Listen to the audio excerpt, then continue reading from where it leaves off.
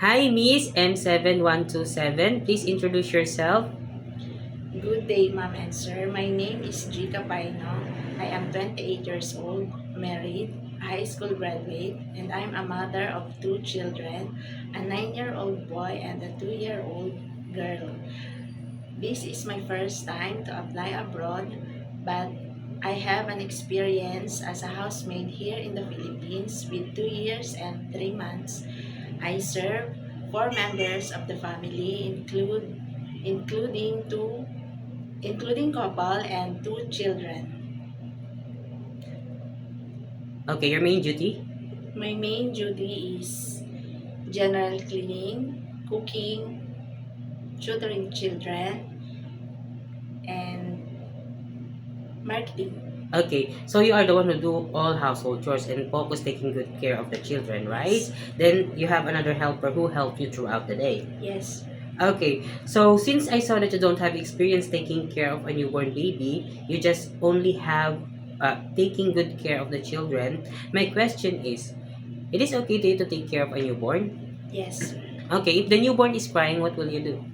I'll check the diaper is full. I'll check the temperature of the baby and try to feed. Okay, and if the baby won't stop to cry despite of everything that you have done, what will you do? I um, call the attention of the parent. Okay, why do you want to work in Hong Kong? I want to work in Hong Kong because Hong Kong is the safest place and have a high salary. Okay, and how long do you prepare to work in Hong Kong? As long as my employers wants me to stay. So it is okay to you to extend your contract? Yes. Okay, do you have any idea how to prepare Chinese food? No, but I am willing to learn by watching YouTube and read the recipe books. Okay, if your employer prepare food that you are not familiar, it is okay to you to eat? Yes, sir. It is okay to you to share job with a helper? Yes, sir. How about sharing room with the baby? Yes, sir.